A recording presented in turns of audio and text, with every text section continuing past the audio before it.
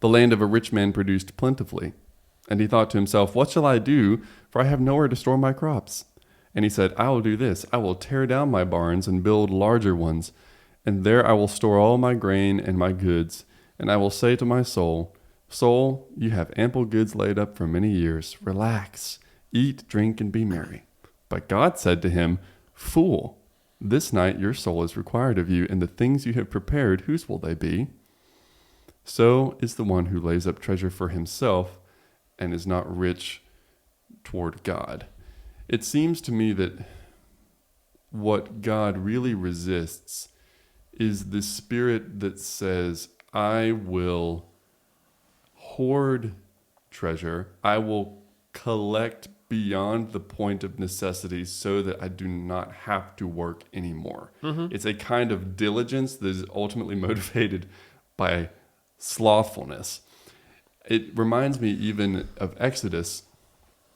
When God gave them manna, he would not let them collect, but for the very day, with the exception of the day before the Sabbath, when they were not supposed to work. And we'll talk about the Sabbath next time.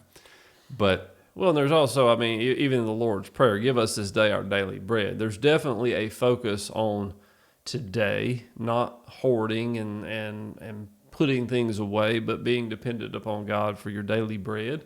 And, you know, we can talk about retirement.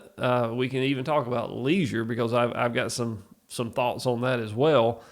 Probably people might not agree with me on, but you know, retirement certainly is never mentioned in the Bible. It's, you know, historically people didn't retire. You know, they maybe get to the point where they could not work anymore for physical reasons or whatever. But retirement is kind of a come along lately thing, where we store up enough for ourselves to be able to live out our last years. But it's not really a biblical concept. We need something to do, even after maybe our career is over with. We still need work. We still need purpose. We still need to be accomplishing things.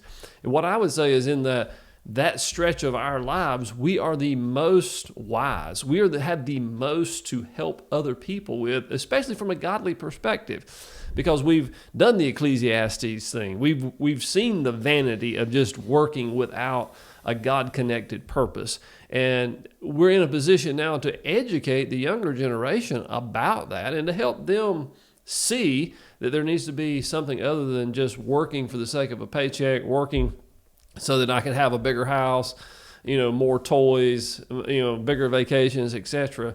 That all that stuff will come up empty if it's disconnected from God. Mm-hmm. And so from a retirement standpoint and laying up, you know, building bigger barns, it's not really the way God intended. Mm-hmm.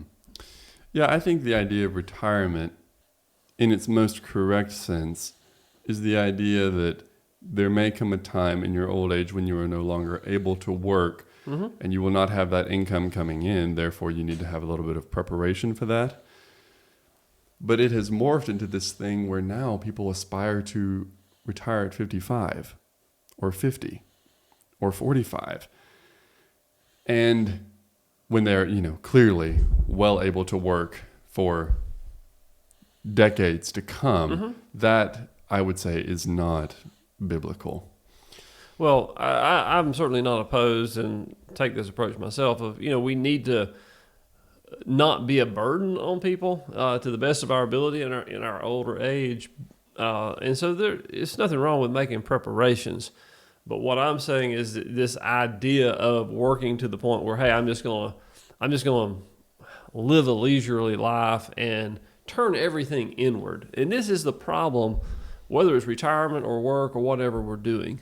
When life becomes about us and making our own selves, the center of everything, we're going to get sideways with what God's got for us to do, because God never wants us to be at the center.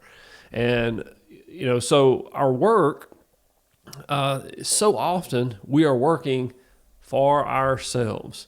You know, we want the job where we make the most money. We want the job that's easiest on us.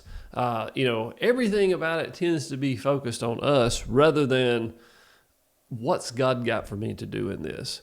And that's what we want people to see, is that, you know, there's a much greater purpose and significance in work other than just yourself. Mm-hmm. And we need to take ourselves out of the center of the work picture and broaden our view a little bit is what we're really trying to say here.